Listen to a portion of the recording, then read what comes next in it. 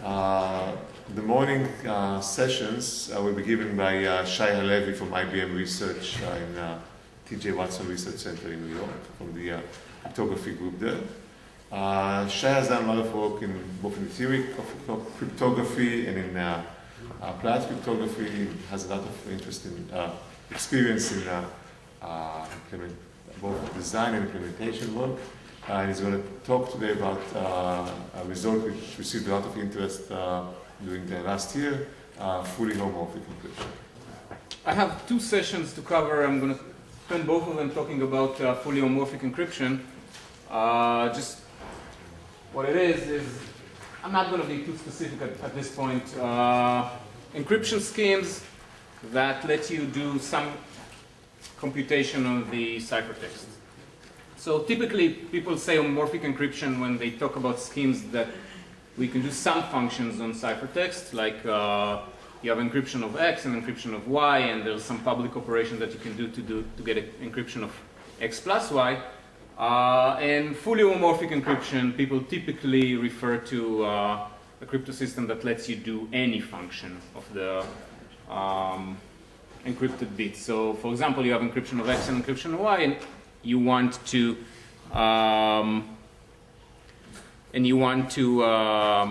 compute some more complicated function like this x cubed y minus y to the 7 plus xy or something. So this would be the topic of what I'm going to be talking, and roughly, maybe actually not roughly, exactly, I'm going to spend the first session talking about somewhat homomorphic encryption, which I would sometime abbreviate SHE. What that is a scheme that lets you evaluate low-degree polynomials on encrypted data, and then the second session would be how to take that scheme and convert it into a fully homomorphic encryption scheme where you can evaluate any function. So just to convince you that even somewhat homomorphic encryption without much else is already useful for something, here is one simple thing that you can do if you could evaluate low-degree polynomials on your encrypted data. So the motivating application that I want to talk about is a simple keyword search. I have a file, I'm encrypting it and storing it somewhere on a server, and later I come with a word. Let's say that this word is in the clear. I don't care if the server sees it, and I want the server to tell me whether the encrypted file that it stores contains that word or not. Okay? So there is a trivial solution to that. The server would send me the file, I would decrypt and check myself. And the answer that we want here, and it's actually important to keep in mind this particular restriction, is a communication complexity type of restriction. I want the server to send back to me something much, much smaller than the size of the file. And I want to be able to learn whether the word that I sent is or is not included in the file just based on that little string that the server would send me back. And I'm claiming that there is a very simple solution to do that if you could evaluate low-degree polynomials on encrypted data. And the degree of the polynomial would be your security parameter, but given Yuda's distinction from yesterday between the statistical and the computational one, this would be the statistical security parameter, so 40 maybe. So here is the protocol. I'm going to encrypt the file bit by bit. There are T bits in the file. I'm going to encrypt them all. I'm going to send to the server in the clear this word W that has S bits in it. And for now, let's look at the following polynomials that the server can compute. So for each bit position in the file up to almost the end, at T minus S plus 1, the server would compute this polynomial, Ci, which is just this expression, 1 plus Wj plus F, whatever. Product goes from J goes from 1 to S. And the point about this polynomial modulo 2 is 1 if and only if the word W is exactly Fi plus 1 up to Fi plus S minus 1. That is, if W is found in the file starting at position I, then this particular term is going to be 1, and otherwise it's going to be 0 mod 2. So the server, assuming that it can compute low-degree polynomials on the encrypted bit, can compute all of these polynomials. Now, each one of these I's is already a polynomial of degree that could be large. If the word that I'm sending is a long word, then this polynomial is going to be degree higher than what I promised, which is the security parameter. But there's a very simple trick of Smolensky to get a degree n polynomial with error probability 2 to the minus n. And essentially what it is you apply linear error correcting codes to both W and these particular bits of F.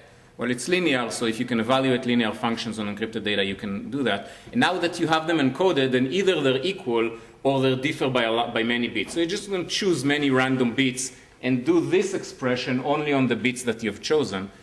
So now it's a low-degree polynomial. Let's say that you have you use Hadamard codes, and Hadamard codes have distance half. So if you choose n bits to at random from your encoded word, then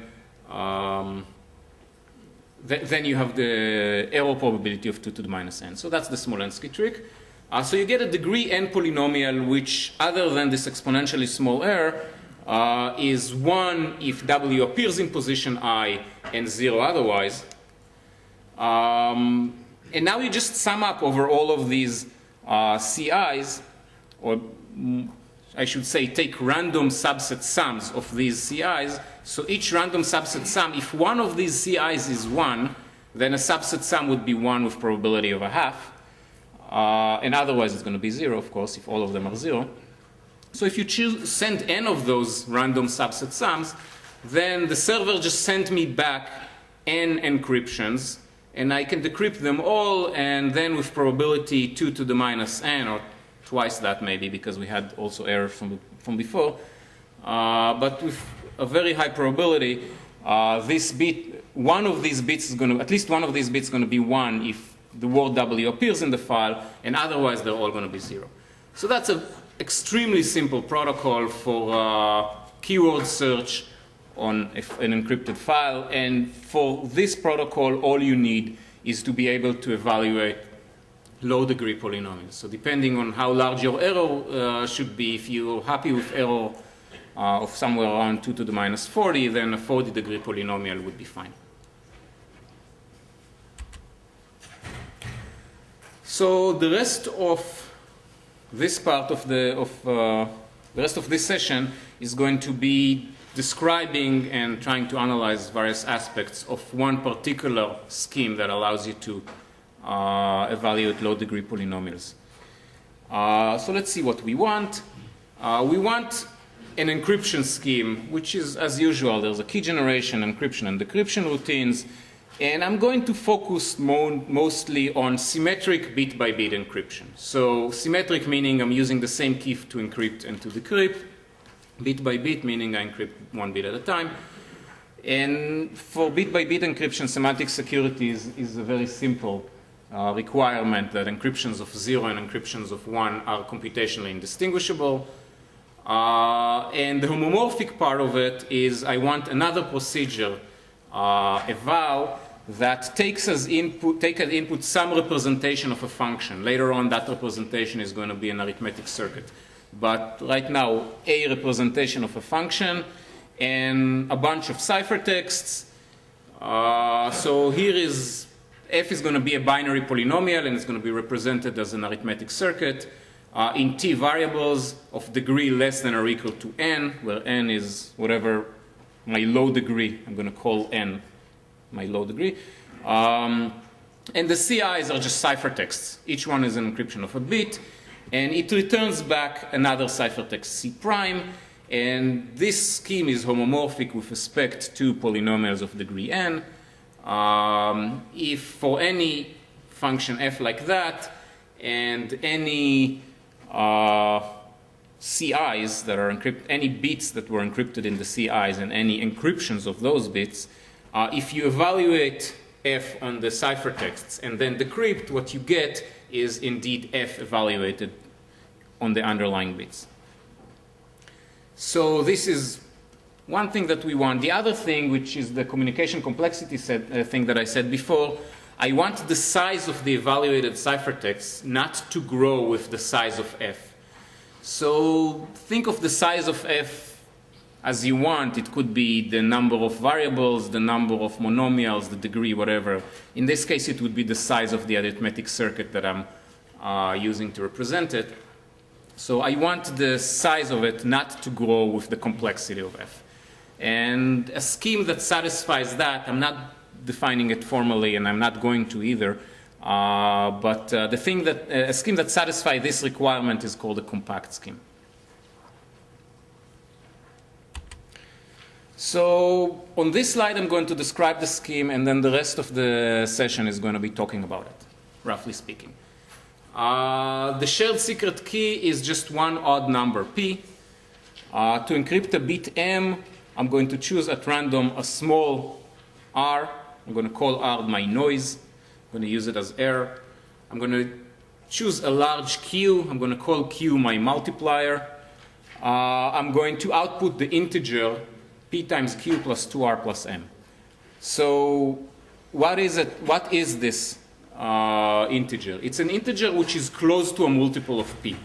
So if you think of a code containing all the p products, that's my code. This is a word that's close to a code word. R is the distance to the nearest code word. And M, the thing that I'm encrypting, is actually the parity of the distance to the nearest code word. So that's the best way of thinking about this encryption scheme is I start from a linear error correcting code, I add some noise, and I encode my bit in the distance to the nearest code word. I'm going to call this one the noise.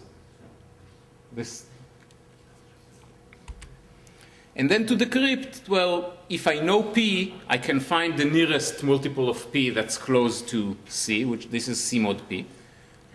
Usually when I'm, at least in this talk, when I say mod, I mean symmetric mod. It maps an integer to x mod p maps an integer to the interval minus p over 2 to plus p over 2. So that gives me the closest integer to c, the closest multiple of p to c, and then I take that mod 2.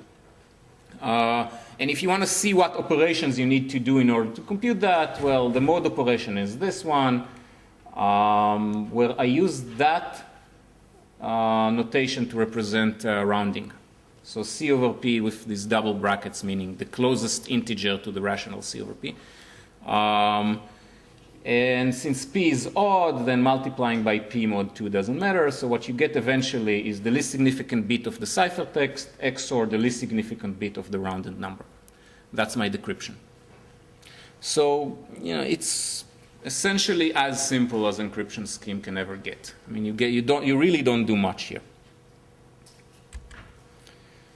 I'm going to talk about security later on. Right now, let's talk about why is this thing homomorphic.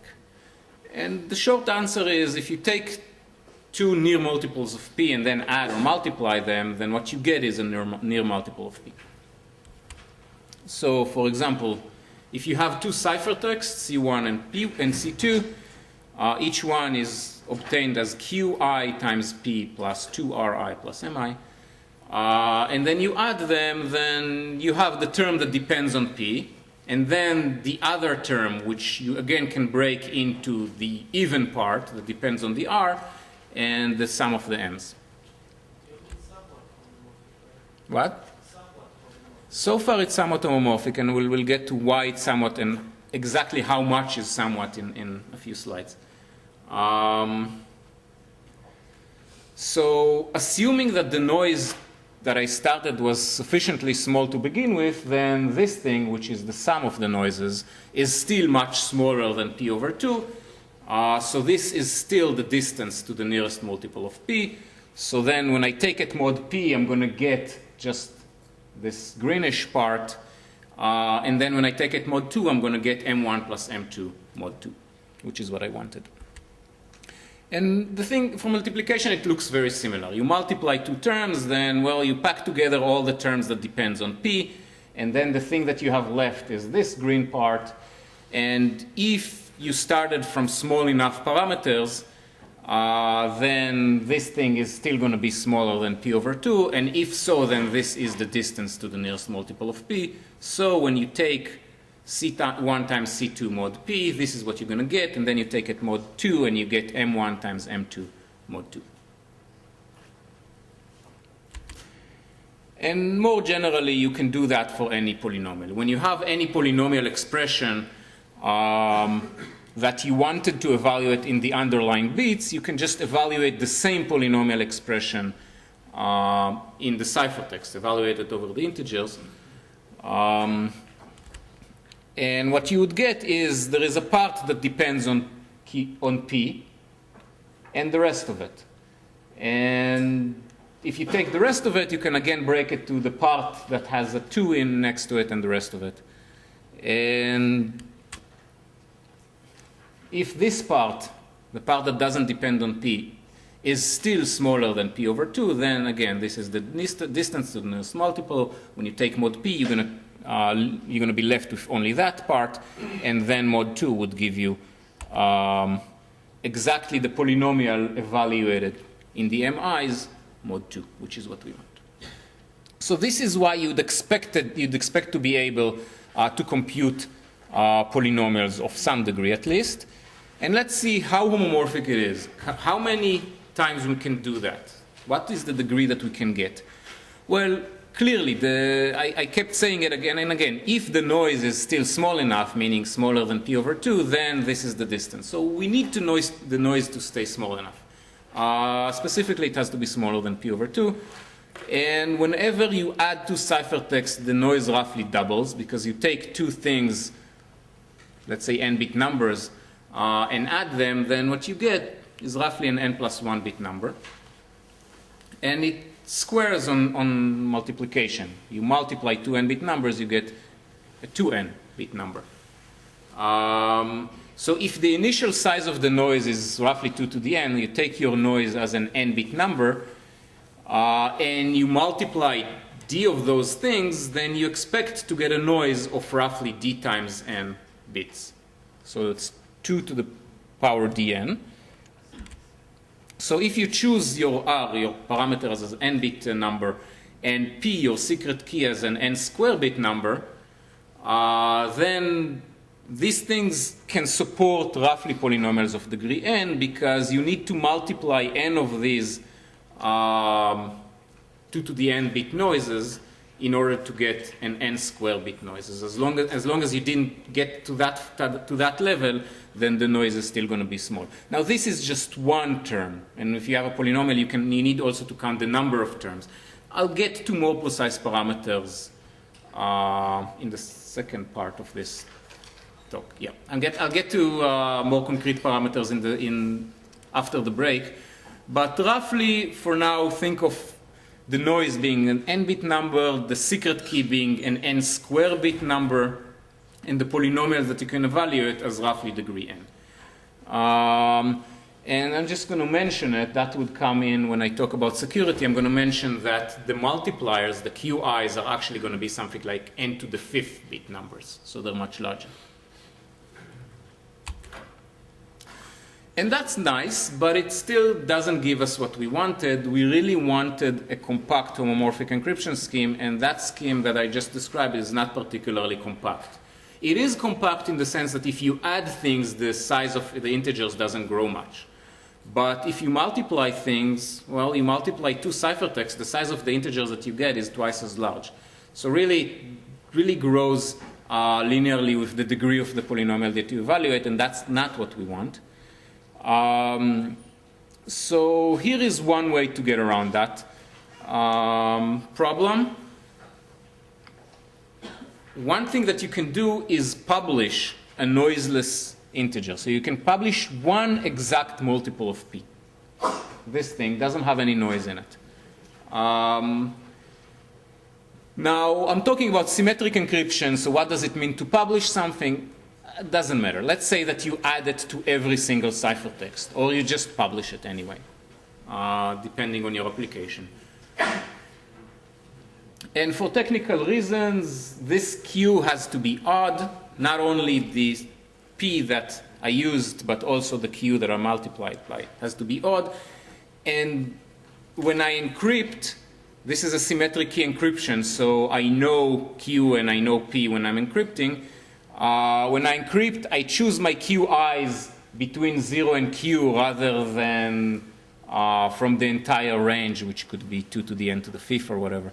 So I'm choosing Q as an odd number in this range, and then I choose the other QIs as numbers between 0 and Q.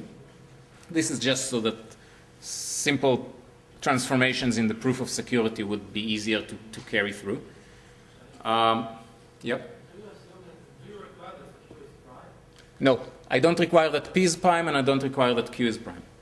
Of course, if I want to ensure that it's going to be hard to recover P from this integer, then at the very least I need P and Q, each of them, to include a large prime in their prime factorization. Otherwise, it would be easy to find them. Actually, not that easy, because then you're going to have many small terms, and you're going to have to figure out how to multiply them. But if you choose them at random, definitely at this range of parameters, they will have very large primes in their prime factorization, so you're fine.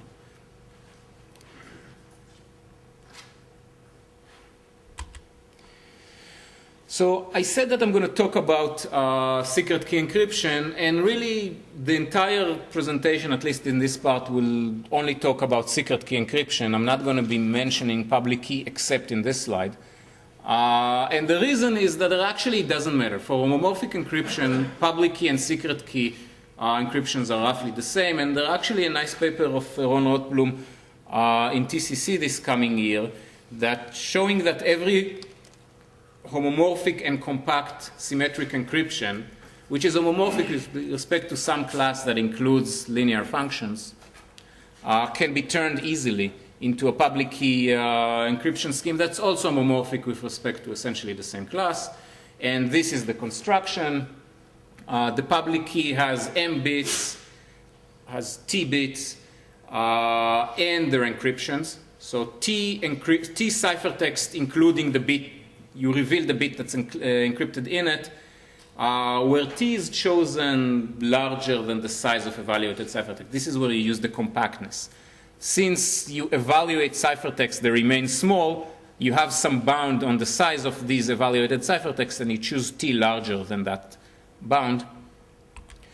And then the new encryption, when you want to encrypt a bit, you just choose at random a vector, a bit vector, S, such that the inner product between S and these bits is the bit that you want to encrypt.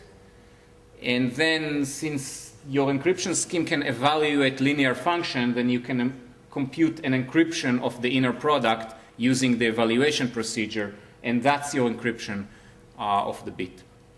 So when you decrypt, clearly you get the bit that you wanted. And security, it's not hard, but I'm not going to do it, relies on the fact that this mapping from S to C star is a shrinking mapping. You chose T larger than the size of evaluated ciphertext, so S is a T-bit string, and C is something shorter than T bits.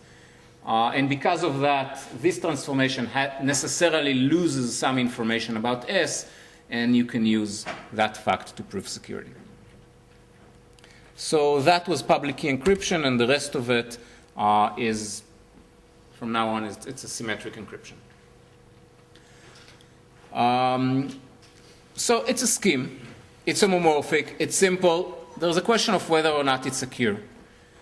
And my claim is that it is secure as long as the following problem, which is closely related to the way the crypto system is built, as long as the following problem is hard, this crypto system is going to be secure. And the problem is the approximate GCD problem. So GCD, you have many integers, and you're looking for an integer that divides them all. The approximate GCD is you're looking for an integer that approximately divides them all. And since we need it to match the way I described it with this exact multiple of P, then I'm going to give you also in the underlying problem one exact multiple of your secret. So the approximate GCD problem is the following.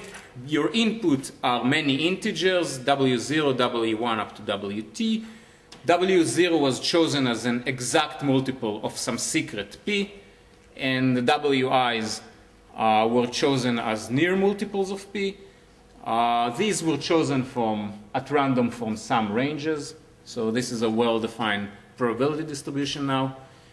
And the task is to find this secret P. So that's the approximate GCD. You can see, yep. W0 is because of the n joint? Yep. So as you can see, it's very similar to the crypto system. In the next slide, I'm going to show also what the differences between these and the crypto system. And the theorem says that if you can distinguish encryptions of 0 from encryptions of 1 for some particular P, then you can transform an algorithm that does that into an algorithm that actually outputs P.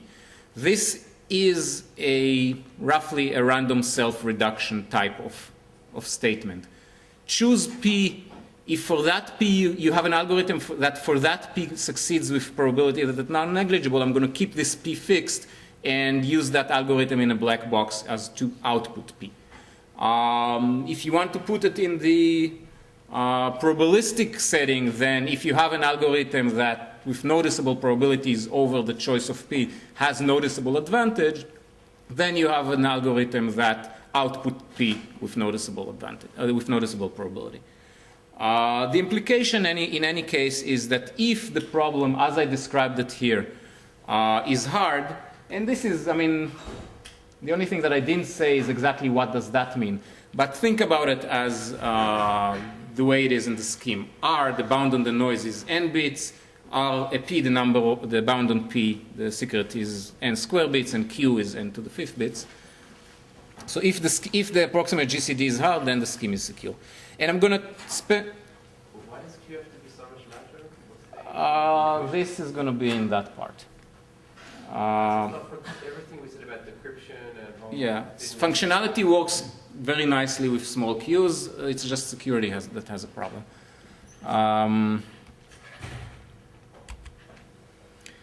So let me rewrite the hard-code theorem with a few more details. So we have our two problems. The approximate GCD problem is what I described before. We have W0, the WIs, and our task is to find P.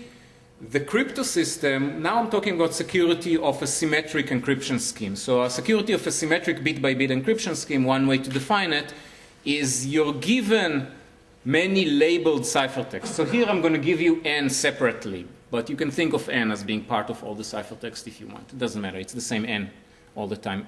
So you're given n, and you're given many labeled examples.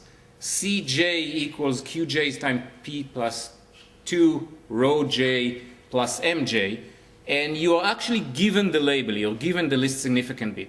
This is a chosen plaintext attack. The attacker asks you to encrypt mj, and you give it back this. But since it's only zeros and ones, then I might as well choose them at random and choose enough of them so that if the attacker wants more ones than 0, it can just use the ones there. So it doesn't matter. It's just easier to write this way. So you're given many labeled examples, and then one example that's not labeled. This is your challenge ciphertext from the chosen plaintext attack game. And your goal is to figure out whether this is a 0 example or a 1 example. So it's in this case, it's just a simple learning problem.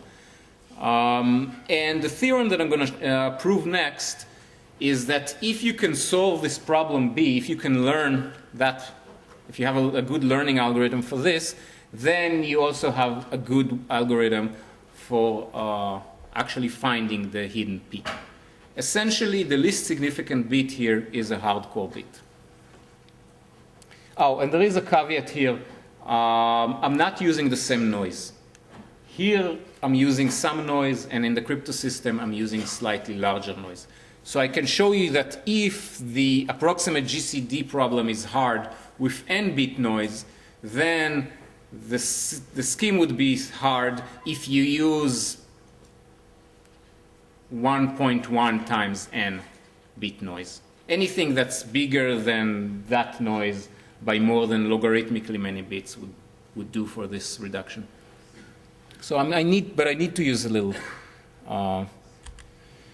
So I'm actually going to prove this theorem, mostly because I think that the proof is cute. It's very similar. I don't know how many of you ever studied the first hardcore bit proof in the literature, the one of Alexei, Shor, Goldreich, and Schnorr, that's showing that the least significant bit of RSA is a hardcore bit of the RSA function. But this proof is very, very similar. It goes really along the same lines. It uses the same tools. Just a little bit of the low-level details is different. But other than that, it's really very similar. So this is what I need to do. I have all these WIs, and I need to find P. That's what I need to do. And I have an oracle that breaks the crypto system. Okay? That given an encryption of 0 and an encryption of 1 has a non-negligible advantage in telling me whether it's an encryption of 0 or 1. So the first thing I need to do is, well, it's oracle. I need to give it, in order to get an answer, I need to give it something that looks like the crypto system. In our case, the thing that looks like the crypto system are many labeled examples of zeros and one. So I'm going to use my WIs to form the CJs, these labeled examples, and the C, the non-labeled example, the challenge ciphertext. And then I'm going to, once I have those, I can ask my oracle, is this an encryption of 0 or an encryption of 1? And the oracle would give me an answer. But now the next thing that I need to do is this answer has some advantage in it, but it's not accurate.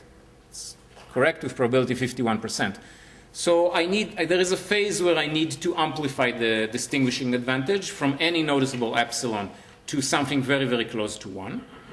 And technically, this is the part where we actually rely on the fact that we're using more noise in the crypto system than we do in the approximate GCD, in the underlying WJs that we got here, WIs.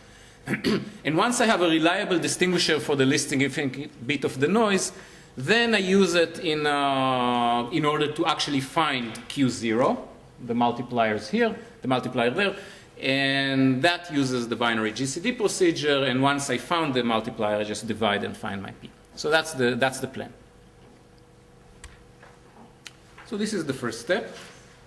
The thing that I need to overcome in this step is the fact that I have my WIs and they're not labeled, and the oracle expects to see many labeled examples. So I need to take these WIs and generate from them labeled examples. How am I going to do that? So you see, the thing that I need really is to be able to take these things that have some noise and come up with these XIs that have even noise. And once I have even noise, I'm just going to change the least significant bit, and then I get either an encryption of a 0 or an encryption of a 1. But that's my problem. The noise in the R, yep. This arises because you want a chosen plaintext secured and need it for the transformation to the public key? No. So then But in the public key,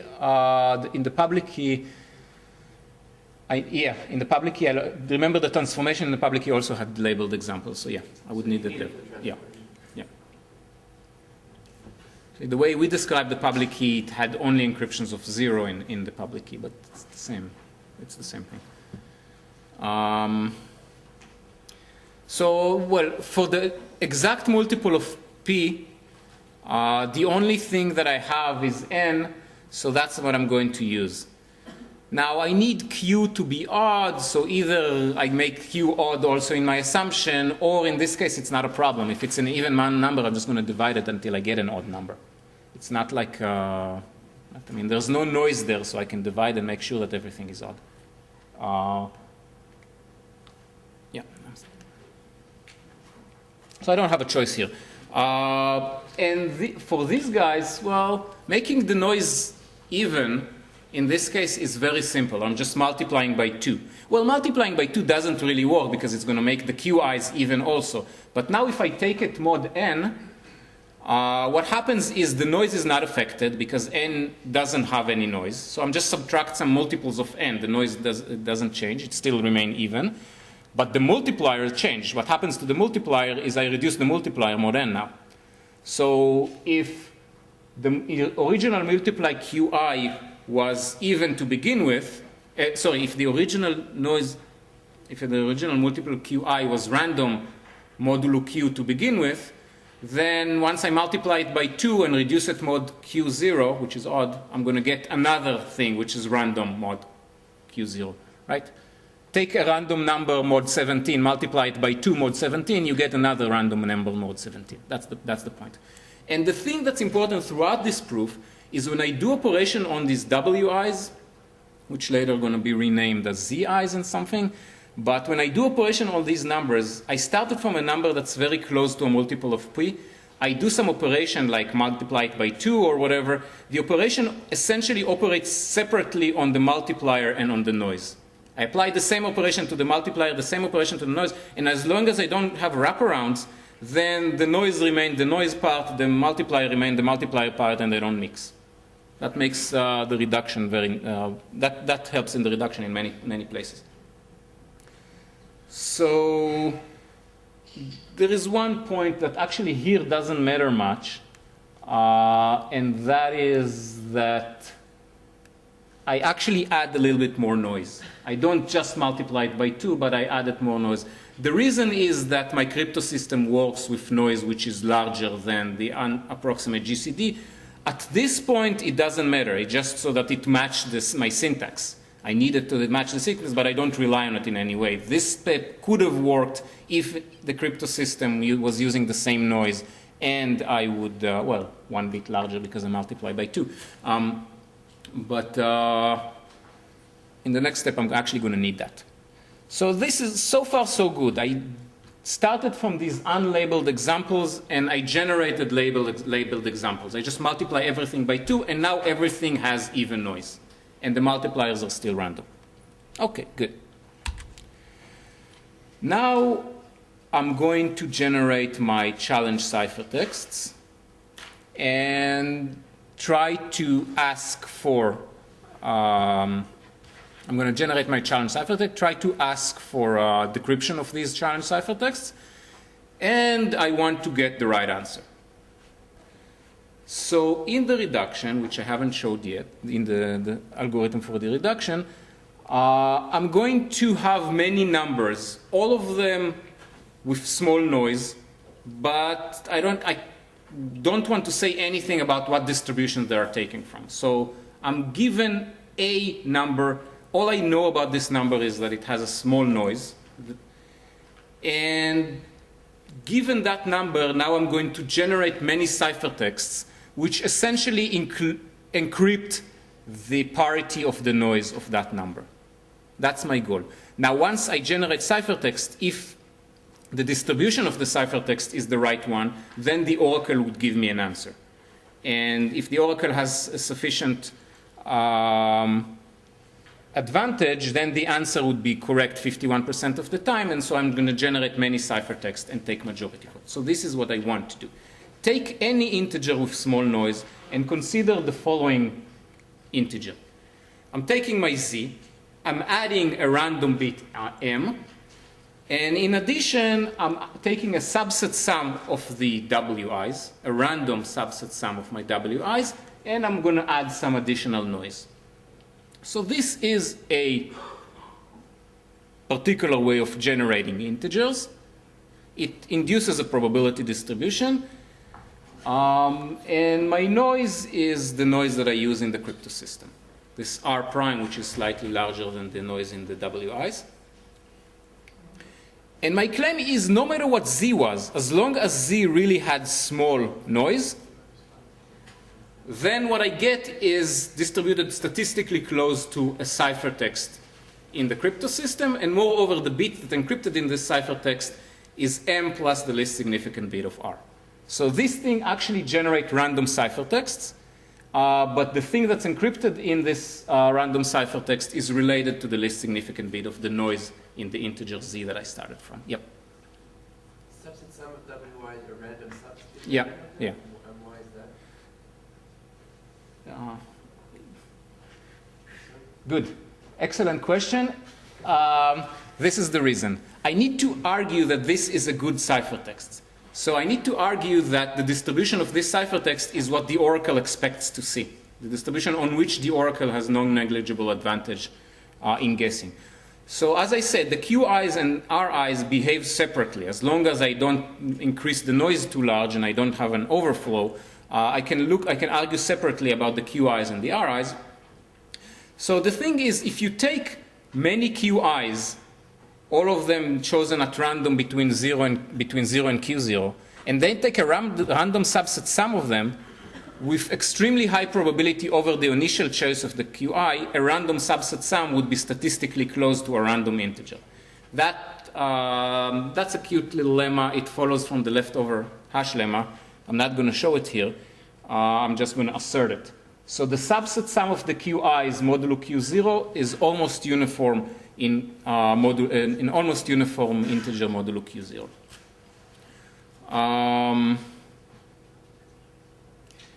And for the noises, so the reason I could do that is because the multipliers are actually taken mod Q0. When I reduce things mod n, the multipliers are reduced mod Q0. For the noise, I don't have that thing, so what I need to do is to add this additional noise. And this is where I use the fact that the crypto system has higher noise than the original approximate GCD problem that I started from. The subset sum of the RIs is small, just polynomially larger than the original RIs because the subset is of size polynomial. And rho is taken from a range which is super polynomially larger, so larger by more than logarithmically many bits. So just adding this one noise drowns all the other noises. So I take a small number and I add to it a number from a big interval. The distribution that I'm going to get is the big interval shifted by a tiny little bit. So it's statistically close to the uniform over the big interval. That's what it is. So I've shown that the multipliers have the right distribution and that the noise have the right distribution. Therefore, the ciphertext has the right distribution. So indeed, no matter what Z was, as long as the noise inside of Z was small, roughly the same as the noise inside of the WJs, as long as that happened, C has a distribution which is statistically close to a random ciphertext in my crypto system, and therefore I'm going to get a non-negligible advantage from the oracle when I ask it what's encrypted in it. And moreover, once I get the answer, it gives me a vote. The oracle tells me a vote for the parity of R, because the thing encrypted inside that ciphertext is related to the parity of R, and it's related via this M that I know.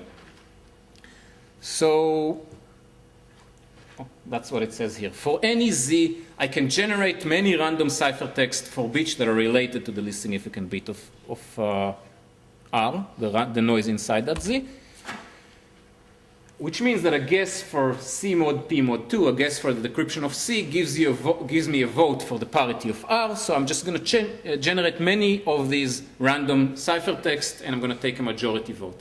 So if I have a 51% advantage by the oracle, I'm going to take 10,000 of these votes, and with overwhelming probability, all but exponential probability, this will give me the least significant bit of my noise. So what I showed you so far is if I have this initial problem that I need to solve and an oracle, then for every number with small noise, now I can accurately predict the least significant bit of the noise. That's what I showed so far, and now I'm going to use that in order to actually find the secret P. And for that, I'm going to show. Yep. Sorry, I keep doing the other one asking questions, but just to be sure that I understand, this whole thing you did is because you could have used just asked on Z itself directly, but then you would get only one vote. No, not just. Also because in the reduction, I'm going to need to ask it on things that are not distributed as ciphertext, just numbers. I'm going to have the number 13, and I need to ask what's the parity of that number. You'll see later on in the reduction. The reduction generates things on which I need to know. I'm going to do something, let's say, a binary search, if you will. So the binary search tells me, now look at this number and ask whether it's bigger than that and smaller than that. That number doesn't distribute like a ciphertext. That's what I needed for every Z. Yeah.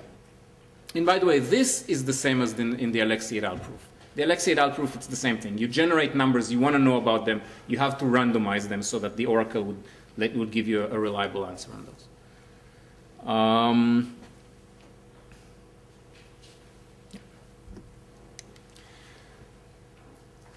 So far I showed that for every number z that has small noise, I can get the parity of the noise. But notice that the parity of the noise also gives me the parity of the multiplier. Okay, because I know the parity of z. Z is a number that I have in the clear. And I know that p is odd. So the parity of the multiplier and the parity of q times p is the same thing. And so if I know the parity of r, then I also know the parity of q. That's what it says here. Q mod 2 is equal to R mod 2 and XOR Z mod 2. And since I know Z mod 2, if somebody tells me R mod 2, I can compute Q mod 2. So the way I'm going to use it in the algorithm is I'm going to learn the parity of the multiplier, not the parity of the noise. So with that out of the way, now for every number with small noise, I have a way of learning the parity of the multiplier. And this is what I'm really going to use in the procedure. So I'm going to show you a procedure. I'm not going to explain what it is until I finish showing it, and then I'm going to show how I'm going to use it. But right now, think of the following mysterious procedure.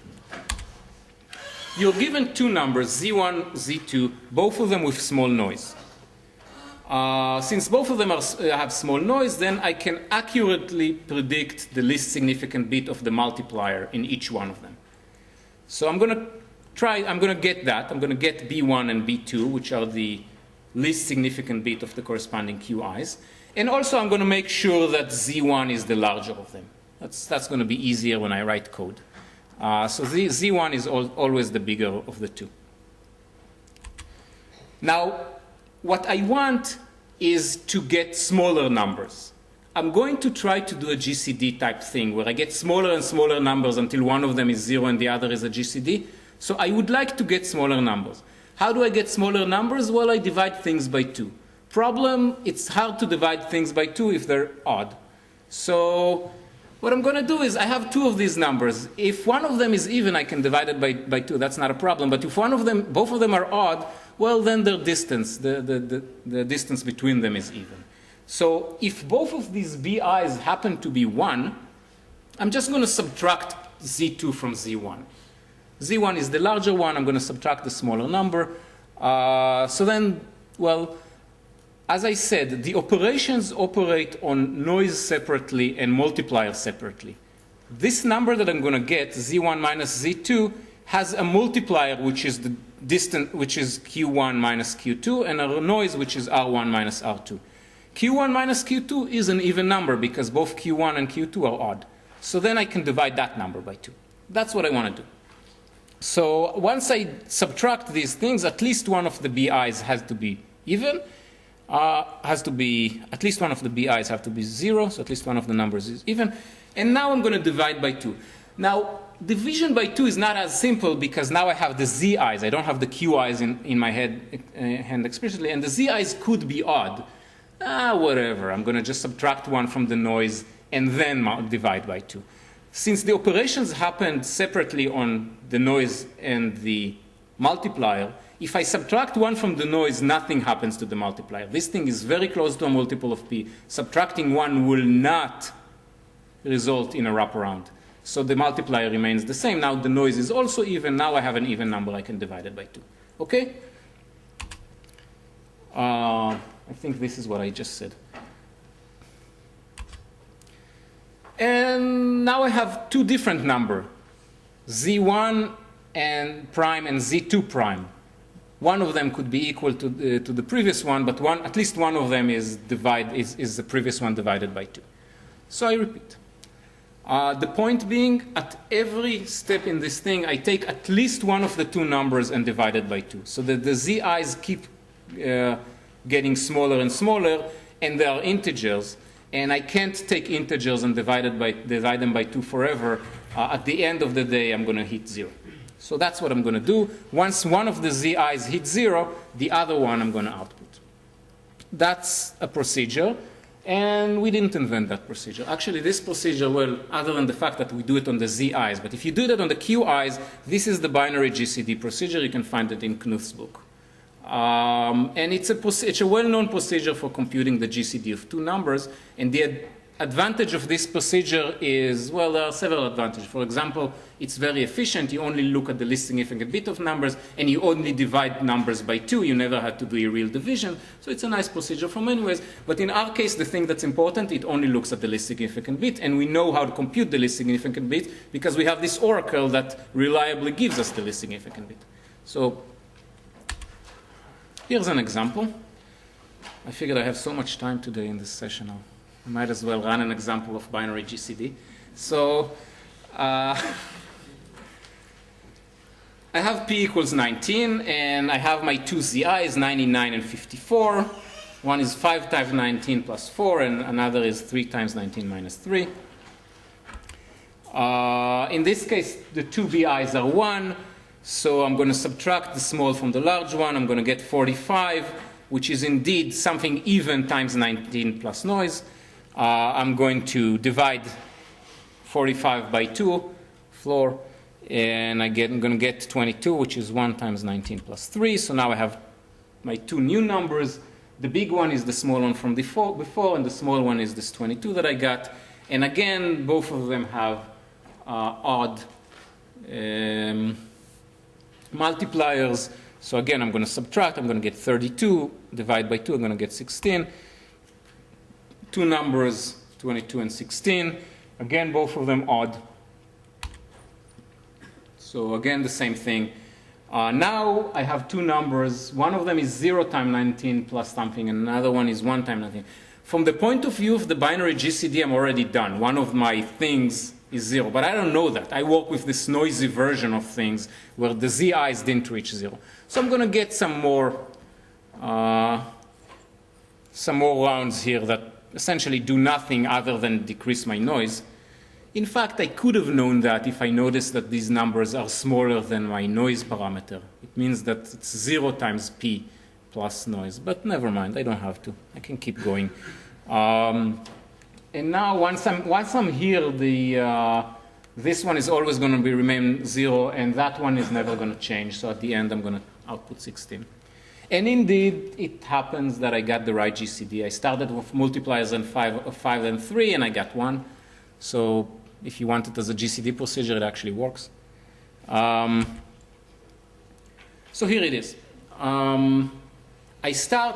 What I showed so far is a binary GCD procedure that's carried on implicitly on the multipliers in these numbers. So I start from two numbers, ZI, each one of them with multiplier QI, and I'm going to apply our GCD procedure, and I'm going to get a new number, Z prime, which is of the form something times P plus R, and that something is essentially the GCD of the two QIs that I started from. The essentially is because what I'm getting is the odd part of the GCD. If the GCD happens to be even, then all the powers of 2 are going to be shaven off of it, and I'm only going to be left with the odd thing. One thing to notice is the thing that I'm going to apply it to are these WIs that I have from my input. Remember, in my reduction, I'm going to get many WIs. All of the multipliers in these WIs are chosen at random from some large interval. When you take numbers chosen at random from a large interval, there is a good probability, roughly 0.6, that their GCD is 1. So if I take two random numbers and run this procedure, with good probability I'm going to get Z prime, which is of the form 1 times P plus some noise. So this is what I'm going to do. 0.6 is proven? Or it's for large enough thing, it's proven. It's pi square over something. There's yeah. Anybody can do what I did and go to Wikipedia and find that expression.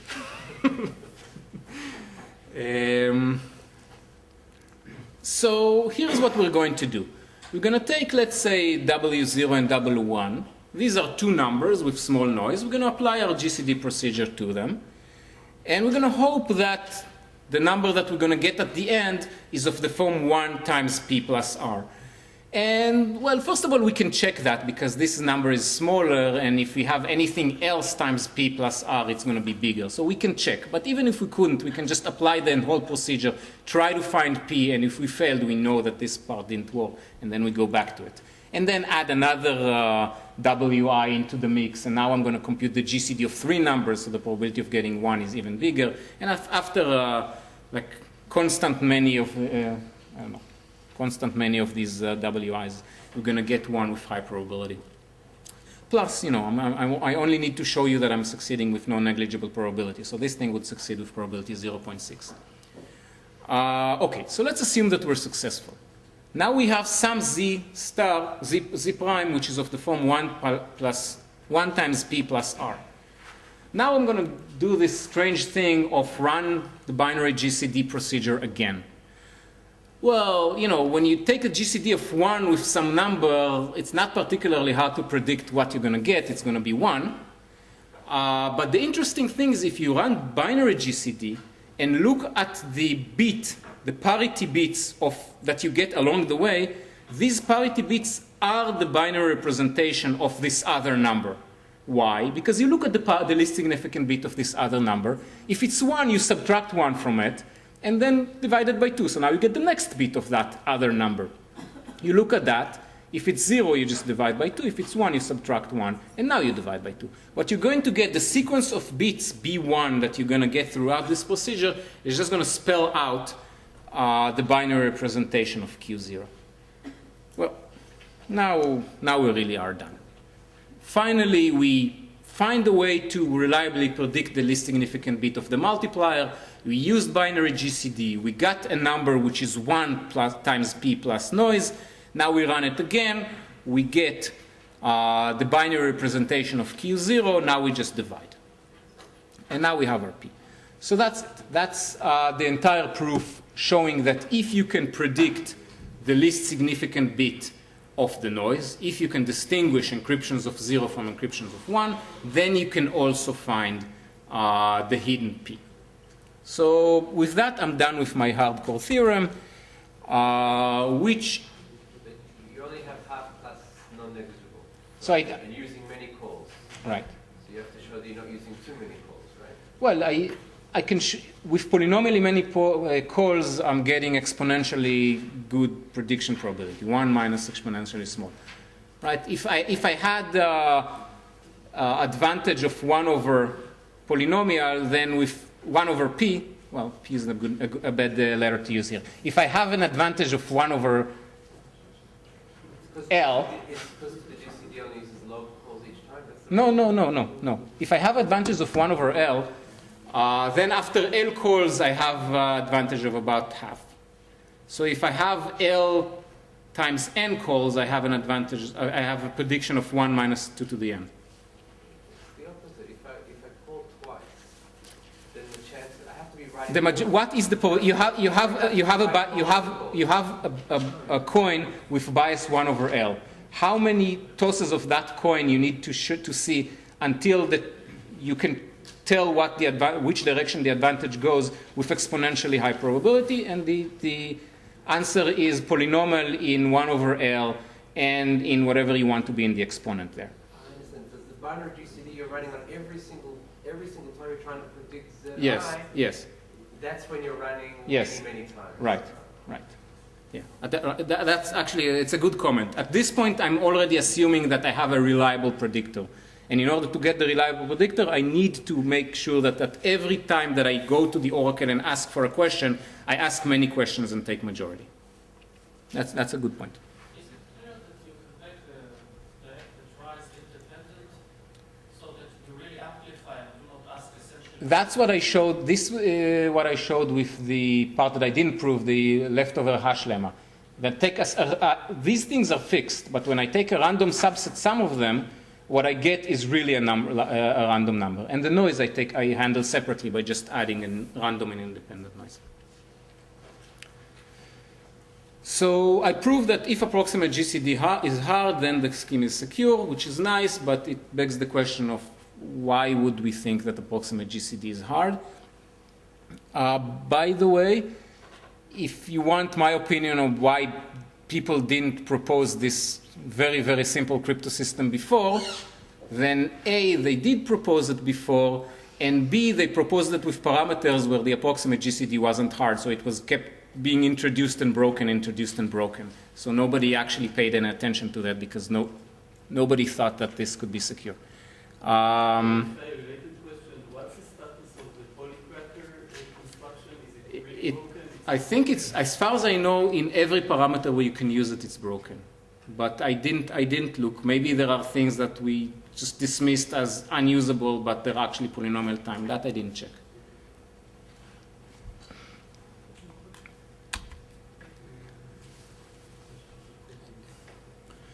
So the status of the approximate GCD problem. The approximate GCD is not a question that attracts all that much attention, but it's not new. We didn't invent that problem either. So first of all, it's very closely related to simultaneous Diophantine approximations, and you can use Lagraisse's algorithm for, by the way, the next 1, 2, 3 slides require some knowledge of lattices and things. If you don't know about lattices, you can safely ignore these things, and there is a nice graph coming in like 3 slides.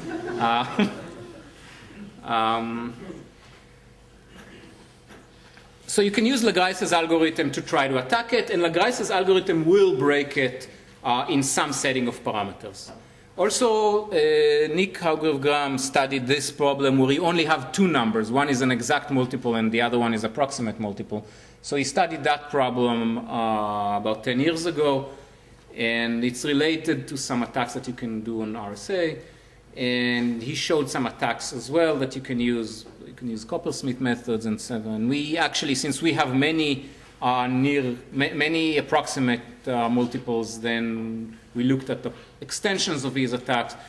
And the bottom line of all of these attacks is how well they run depends on how large your multipliers. And the larger the multipliers, the worse they run, and they basically run out of steam where the bit size of the multiplier is more than square the bit size of your secret. So, which is why we chose our parameters with this big multipliers. The multipliers are, the secret is in roughly n square bits, and the multipliers are, let's say, n to the 5th bits. Specifically so that all of these attacks won't work. And essentially, other than lattice-based attacks and exhaustive search, we don't have any attacks that we know how to do against these kinds of problems. So if you show that exhaustive search doesn't work, and if you show that lattice reduction doesn't work, and if you show that you cannot linearize, in this case it's sort of obvious because it's just a noisy version, then basically you covered all the attacks that we have in our cryptanalytic tool bag, and you're happy. So yes, it is secure. At least we don't know how to break it. So let's just see specifically about Lagraisse's algorithm. I'm going to go through this slide and the next with some detail on parameters. So this is Lagraisse's algorithm translated to our language. You have the bound on the noise, and you have the WIs, and you're going to build a matrix with the bound on the noise at the corner, W0 with a negative sign on the diagonal, all the other WIs on the top row, and everything else 0. This is an integer matrix. That's easy to see. And since it's an integer matrix, then the rows of that matrix span a lattice.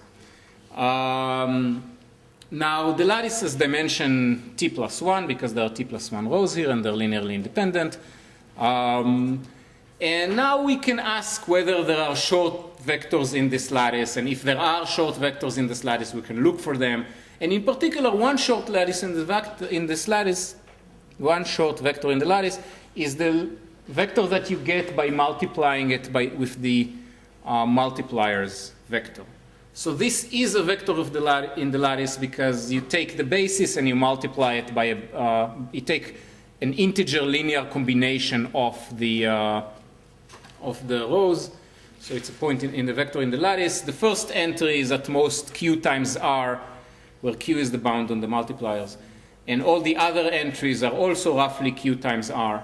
So you have a vector of t plus 1 coordinate, each coordinate less than Q plus R. So the size of this vector is Q times R times square root of t, roughly. Why do I think of this as a short vector? Because it's much shorter than the basis vectors. The basis vector, each row in it is of size roughly P times Q. And P is much, much, much larger than Q. So this vector, the size of it, is something like n to the fifth plus n bits. And these guys are of size n to the fifth plus n square bits. So it's much bigger. Well, it doesn't, when you count the bit, it doesn't sound much bigger, but it is much bigger as integer.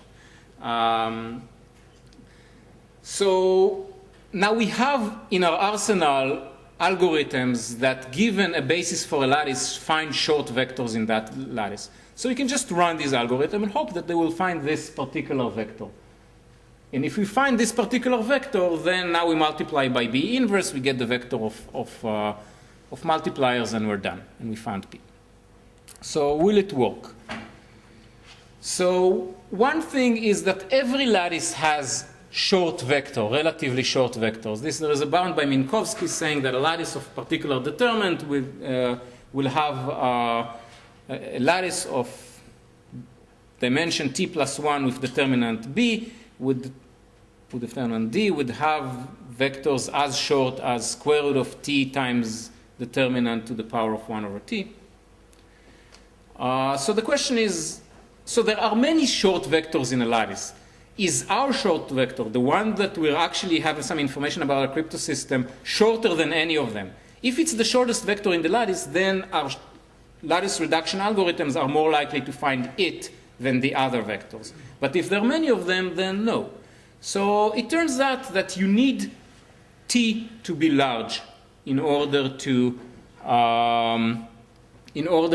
for this vector to be the shortest in the lattice. So this vector is going to be the shortest of the lattice once t, the number of sampled examples that you have, the numbers of near multiples that you have, once t is roughly log q over log p. So if you choose q much, much larger than log p, that means that this lattice would start giving you information in an information theoretic sense about the short vectors in this lattice would be related to the thing you're looking for once t is big. In particular, in this case, it's going to be... And that's okay, because t we just fixed for the public key. Think of t as being controlled by the adversary. Think of the adversary being able to get as many samples as they want. Then the woodwork, the attack Yeah, wait. There is another slide coming. Okay. So far, I'm going to say you need a high dimension lattice before the lattice that gives you any information about the vector that you're looking for. If you're working with lattices of small dimension, you're not going to get the short lattices in the vector will not have any information about the problem that you're trying to solve. So you need high degree. Yeah, the adversary can work with high degree lattices. That's not a problem. The problem is that lattice reduction algorithm stops working for high dimensions. They give you an approximate, but not really the shortest vector. They give you some approximation.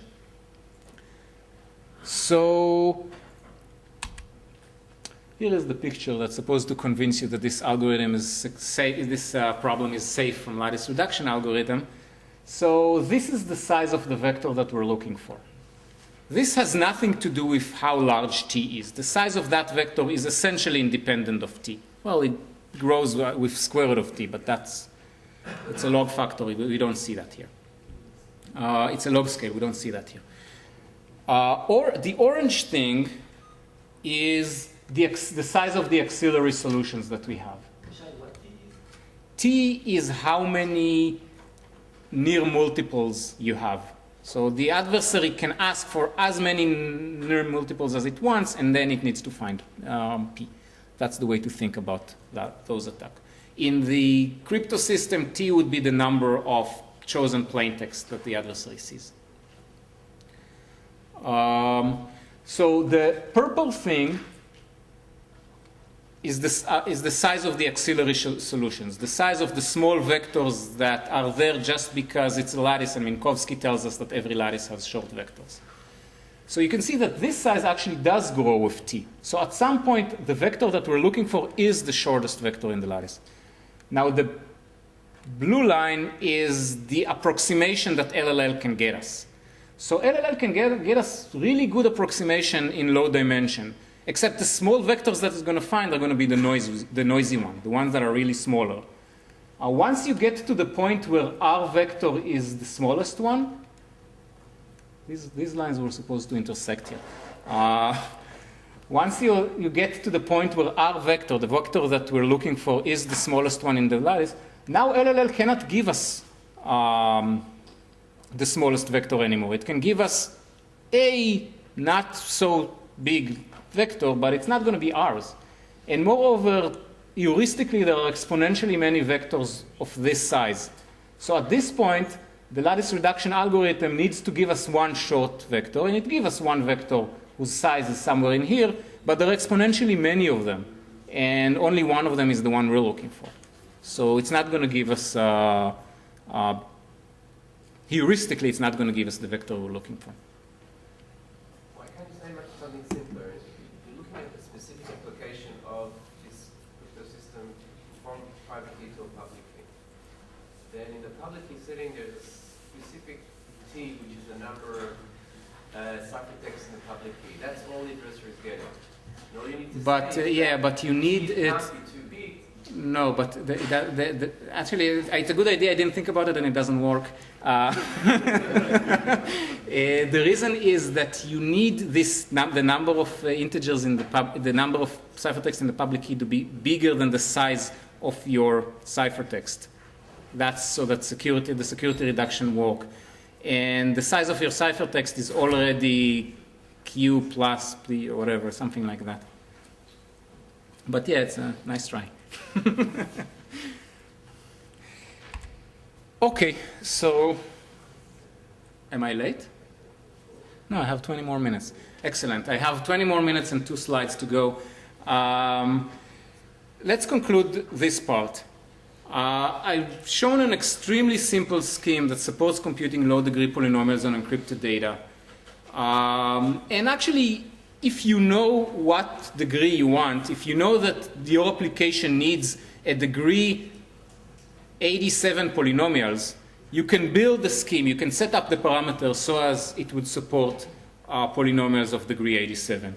Essentially, to get a degree D polynomial, the size of the ciphertext would have to be strictly more than your security parameters times D squared. So 87 squared times 80, which is your security parameter, this is the bit size of the ciphertext that you're going to get in order to support, well, and then some. You need to have a little bit more than that. The size of the ciphertext that you need to get in order to support degree D polynomials. It already can be used as is in applications, and I've shown the application to keyword search. There's not a whole lot of application where it would make sense to use it, I would say that, especially that it's not particularly efficient. I mean, the size of these ciphertext is kind of big. So, but it is useful, and you know, I'm sure there are other applications other than this one that I showed. But the really reason people are interested in it, I think, is that you can turn it to fully homomorphic, which I'm going to do after the break. So that's it for now.